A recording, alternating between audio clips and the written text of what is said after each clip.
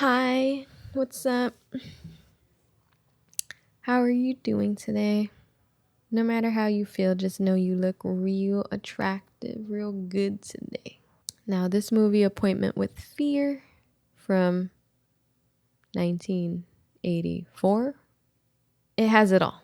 It has Egyptian curses, astral projection, weird 80s makeup and fashion, mannequins, terrible home decor, impromptu dance scenes, and a baby.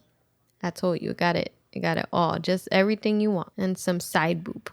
Forgot about that. Now, one important thing to note about this movie before diving right in is that it was produced by Moustapha Akkad, known for producing the first 8 Halloween movies before his untimely passing. And the movie poster really makes it a point to let you know this to make you interested in the movie, but right off the bat, it is in no way it is not good like the Halloween movie or iconic. I will say that it makes the worst Halloween movies in the franchise look like Requiem for a Dream or The Departed or just anything good.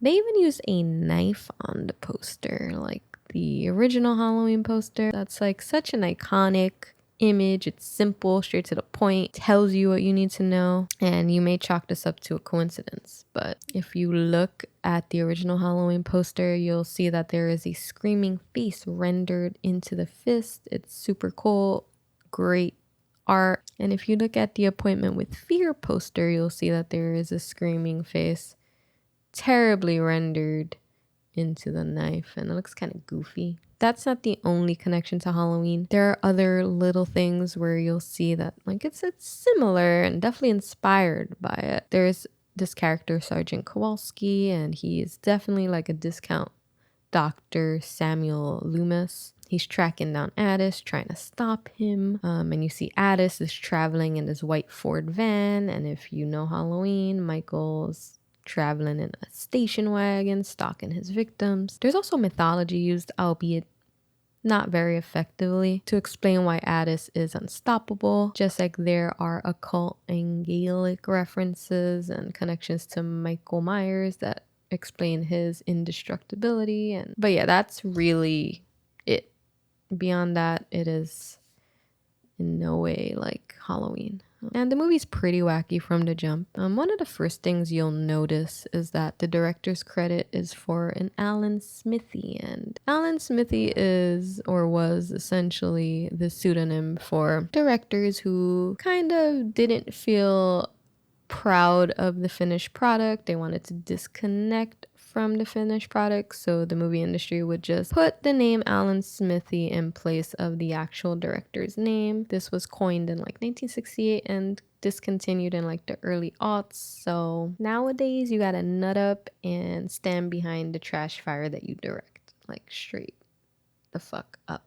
It starts with Sergeant Kowalski, and he is lurking about, being a total creep, putting a tracker on this car. Then it cuts to this cursed dude Addis, and he's stroking a cat because, Egypt. Then a woman with a baby emerges from a house and gets into the vehicle with the tracker, and Kowalski begins to follow her. It's important to note that the first time I watched this movie, I thought that I got an incomplete version of the movie because it seems like you're just thrown into a random scene in the middle.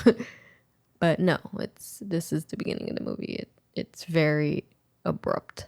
You kind of hope that the next scene will clarify things for you, but no, it's just downhill, steep tumble into insanity for the remainder of this movie. Because this next scene, we are introduced to Carol, who's in the back of her pickup truck with a parabolic microphone eavesdropping on the birthday party of a very senile old man.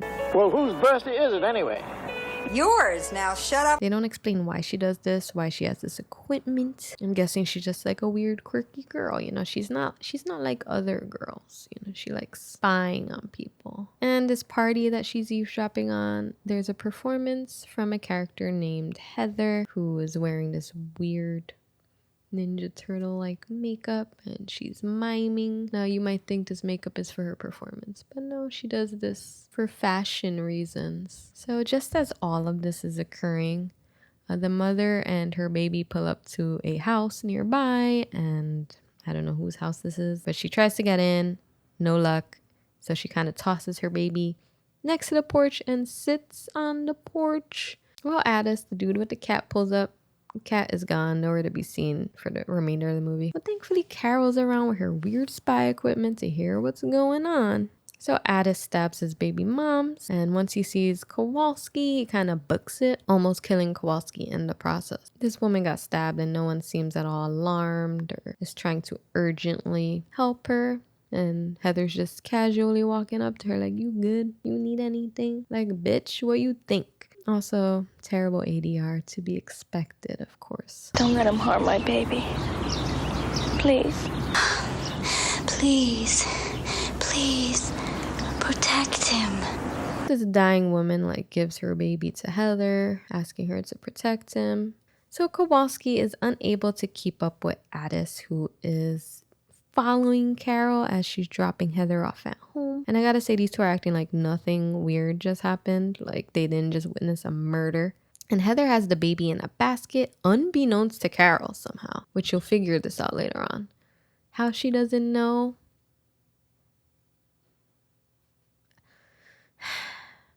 Then we get this next scene with Carol and a clairvoyant hobo named Norman, who she no joke allows to live in the back of her pickup truck, cause He's gotta live somewhere. then we're at Heather's crib and we meet her mom, Mrs. Sorensen, and her rich boyfriend, Georgie. Yes, an adult man named Georgie. And they're gonna be partying at his crib later in the middle of nowhere, so you know where this is going. Also, Heather makes real creepy paintings. I wish I could say this mattered, but it doesn't. It's actually part of a subplot that was never fully explored or explained. So Carol is in her hobo-mobile, picking up her friend Ruth at the library, while still getting tailed by Addis, and she's freaked out. But finally we get to the whole astral projection part of this. Next scene, we see Addis comatose in a bed at the mental hospital. And now we learn that he's been astral projecting the whole time. And Kowalski is trying to get Detective Connors, aka James Avery, aka Uncle Phil, to believe that Addis has the ability to leave his body at will and that he's been trying to kill both him and his baby all morning. Of course, Banksy having it. They might not believe in dreams, but you gotta be dreaming, Kowalski. So Ruth, the well-endowed chick from the library, is driving Carol's pickup truck with Norman out back to the canyon house up ahead. I guess to set up before everyone gets there. Then Norman begins to have an existential meltdown coupled with some psychosis. You're always asking me to do things. I ask myself why. Why am I here? As Ruth is exploring the house, checking out Georgie's creepy doll collection, swimming topless, and getting stabbed and killed by Addis. Then we cut to Carol, who's in her room, listening to the tape from earlier, which you'd think she would turn into the police. You can't hurt your own son. He's going to live. When she notices the white van parked out across the street. This next scene is probably my favorite scene out of the whole movie, and it was hard to pick. And not because there's so many good bad ones, but because so much of it is nonsense. We meet Bobby, and Bobby has the hots for Carol, and not in some innocent, endearing way, in a creepy stalker-ish way. Also, it doesn't help that he rides around in his motorcycle with a dummy in the sidecar. What the fuck, man? What the fuck? And maybe you're thinking this dummy has an important role in this movie. Perhaps they'll use it down the line, right? Spoiler, they don't. So there's no justification for this other than to maybe make us believe that Bobby is having sex with this thing. So Carol points out the van to Bobby, who then decides to jump on his motorcycle, ride 25 feet up to the van, pop its tire, and ride right back. And I heard that you're having a party, and I thought that maybe it'd be a lot of fun to see me sitting there. Nope. That's all right, I'll just follow you. You can't stop me. Excuse me.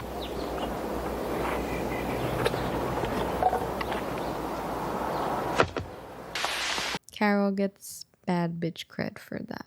Carol, Yeah, Bobby? I love you. No, you don't. And for that too. Then Kowalski is at the mental hospital. He's getting some more info on Addis by another self-proclaimed crazy. All the crazies in here think that he's the craziest of all the crazies. Says he must kill his baby in order for him to be king for another year. I got one question for Addis, and I know I'm not gonna get an answer, but you only got one baby, my dude. What happens like next year? Then there's an odd, frankly irrelevant scene of Mrs. Sorensen hosing down her lawn in a bikini. I had everything fixed. Thank God for those plastic eyes. This isn't important. I just felt that you needed to see this. Carol finally arrives at the Canyon house and isn't alarmed by Ruth's absence, despite the fact that the house is in the middle of nowhere and her pickup truck, aka Norman's crib, is still there. After Carol goes for a little swim, she sees that Heather arrives and she has a baby with her. I found him. Isn't that kidnapping? No. His mother wanted me to protect him. From what? I don't know. Anyway, with those guns back there, nobody could touch us. Yeah. You're a great shot. And this dialogue is unreal because, again, didn't both of these girls witness the same thing earlier? Or am I, like, bugging? Like, why wouldn't Heather have said anything about this baby she had in a basket? It's a fucking basket baby. Like, oh. But just when you thought that interaction was odd, we have this one with Bobby and Cowboy. And yes, this character is named Cowboy. Probably wondering why I drink so much, huh? Nah, not really. Guy I knew, graduating senior, an A student. No, he did. He crashed his car right into a pickup truck. Decapitated himself. I don't want to go out like that. I mean, when I die, I want to look pretty. I want to go down to the ground, clean, one piece. All of these teenagers are absolutely bananas. The way that they are written is like bonkers, just unreal. So Kowalski approaches Bobby and Cowboy and he's like, yo, where's this bitch Carol? I need to ask her about some baby. And then Bobby's giving him a hard time. She don't like babies. I don't like babies. Cowboy here, he hates babies. Kowalski plants a tracker in the sidecar with Bobby's dummy. And before you say, oh, look, there's the reason for the dummy. No. Could have thought of something that made sense, really. So at the Canyon house, Samantha shows up. And I know you're probably like, who the hell is Samantha? Well, she was in a scene with Cowboy earlier that was frankly not important enough to show. Samantha is played by Pamela Bach Hasselhoff. So you can take a guess who her husband is.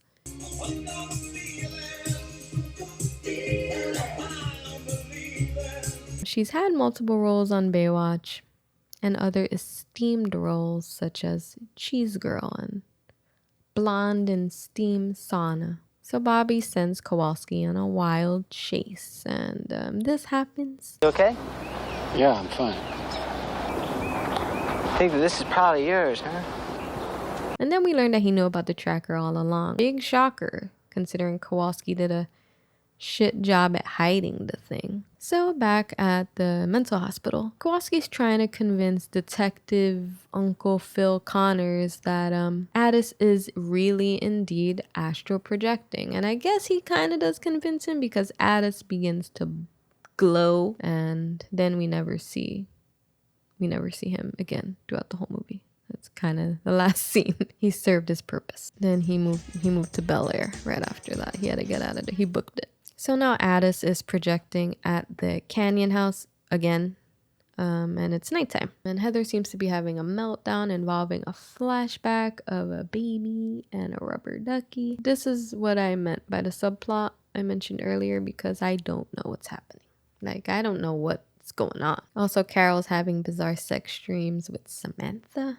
I had a dream about you last night. Yeah? What'd you dream? You were at a disco. You were horny. And you saw this man standing across the dance floor. I grabbed him by the balls. No. By the ass? Bobby shows up and proceeds to get loaded. Do you like avoiding life by numbing your brain continuously? Heather puts on her signature makeup again. And then Kowalski visits this, whatever this woman Cleo is supposed to be. And she's essentially like, yo, there's nothing you can do about Addis. You're asked out. He's the king of nature. Dude is the god of trees. He's everywhere. Give up. And then this next scene is where Carol just loses all the cred she earned earlier because Bobby pops in a cassette and then they play this weird game of strip hide and seek, like kind of foreplay-ish. And I gotta say, this is worse than the pillow fight foreplay from The Room. So while Norman is having another psychotic meltdown and episode and believes he's talking to God, Addis comes and kills him, and Kowalski's car crashes and catches on fire. This is due to his own negligence. I guess it would be important to note that 3 separate times in this movie, and if it wasn't obvious already, this movie takes place in one day, Kowalski has unknowingly flicked a lit cigarette onto his car seat 3 times. And next up is the most bizarre scene in this entire movie. Yeah, I know. There's a dance sequence involving like a flash mob or like a dance troupe. It seems to be coordinated by Cowboy, which makes Samantha very, very horny. Dude, I lost my shit. This goes on for like literally 5 minutes. And even Addis looks like, what the hell is going on? It's just flagrantly padding for time. Also, all the dancers just disappear somehow. Addis then kills Cowboy and Samantha, and both Carol and Bobby discover their bodies in the hot tub, along with Ruth's body. And after this, I'm a bit confused. Well, a bit more confused, because Addis then breaks through the window to get inside, and I thought he was already inside. In fact, I thought he had the ability to be everywhere and anywhere he wanted to be. So Bobby leaves to get help, even though Carol asked him to stay to watch over the baby. Granted, he does find Kowalski stranded and brings him back. Carol uses one of the creepy dolls as a decoy, which was pointless because Addis just went to the room and grabbed his baby, which was unattended. Eventually, Bobby and Kowalski return, and Carol destroys Addis by stabbing him with a maypole. Now, the maypole was in the scene with the dance troupe, which I forgot to mention. Yeah, she stabs him with this maypole, and he kind of bursts into like leaves and flowers, and I'm not sure how she was able to do this considering they tried burning him, they tried shooting him, and it didn't work because he was projecting. Also, I know I don't know my shit, and I've only seen like Midsummer like twice, but I feel like this technically makes Carol the new May Queen. I mean, I don't know. I'm just saying. And then we have a final scene where Heather pops up again and like, bitch, where were you when everyone needed you? And then we see that the Egyptian spirit curse is now in the baby. And that's it. That's all, folks. It's confusing because they never explain the mythology, which seems to be all over the place, by the way. So there are like a shit ton of holes, and that's it. I'm just left there. I'm just left bewildered. So not good. In terms of the art, though, the art's pretty good. Aside from the ripping things off and the Halloween advertisement, I think it's cool art. It's well done. It's pretty effective. And I like the house. I like that they show it's in the middle of nowhere. Kind of reminds me of those Christopher Pike books that were like the more mature version of the Fear Street books, which I used to read when I was younger because I had no life. But yeah, I kind of like that aesthetic. Good art. There's a second art too, which is a bit better, stronger. I don't know who the screaming chick is. It's definitely not Addis's baby mom's because she barely emoted when she got stabbed. But yeah, great art. No complaints about it. The art is way better than the movie. So I decided to change up my art, and I think I'm going to continue to make my art more cartoony. It was already kind of cartoony, but typically my stuff is already like kind of zany. And my poster is like a zany mess of a poster, much like this movie is a zany mess of a movie. So I think it fits. And I'm not saying it's better than the original art, because no way. It's just my interpretation. I got all the heavy hitters incorporated. I got Bobby's mannequin that he's most definitely having sex with. Definitely put 1 or 2 holes up in that. We got Kowalski and his ciggies. We got Carol and her microphone. Another prop that I forgot to mention really doesn't serve much of a purpose. Same as the dummy. And I added the cat, even though the cat was in like 2 seconds of the movie. Also Heather, her bad makeup, and the tree demon baby. But yeah, that's my take on it. It's like more of a caricature, but I like it. It was fun drawing this. I actually like it better than my last movie poster. And now it comes to like what people think. Before I get into my thoughts, I want to say strangely I didn't find many bad reviews on this, but I also didn't find many reviews, period. But from what I did find, they were very positive. And I think this is just because of how obscure this movie is, and I bet it's because people aren't typically also sitting through the whole thing. Now, there were favorable reviews, but none were notable enough to share. So I will show just a few negative ones to really drive home how confusing this movie is. Just a couple of these, and I think it's the perfect representation of this movie, and it just goes along with what I'm gonna say about it. Yeah, holy shits, this movie is strange. What a weird fucking movie. How does this even exist? Now I feel like that's all I need to show you, because nothing else matters. Nothing matters. I don't suggest this movie, honestly. I cannot tell you I recommend this movie. I would tell you to stay away from this movie unless you are very curious. I don't think it falls under the so bad it's good realm. I think it's in its own category. Like, so bad it's strange. So strange it's bad. So bad it's hard to believe it exists. I don't believe it's so bad it's good because it doesn't make you laugh like those movies are supposed to do. Maybe you'll lightly laugh or chuckle. I think it's just more out of disbelief, out of just complete confusion. Because you're going to spend a lot of the time like, what the fuck did I just see? Should I rewind this? What? And maybe I should stop watching this movie. It's really on another level. If that makes you curious, then that's on you. But it's really just strange. So no, not a recommendation. I still can't tell you I understand what I saw. Mind you, like, I watched this 3 times, and that is mad minutes of my life I will never get back. And on top of the fact, there's not really many kill scenes or gore. There's like 0 gore. At least have some gore. And maybe this is me coming off of recently watching X by Ty West from A24, which is pretty gory and fun. It's a fun movie. I jumped into this after, and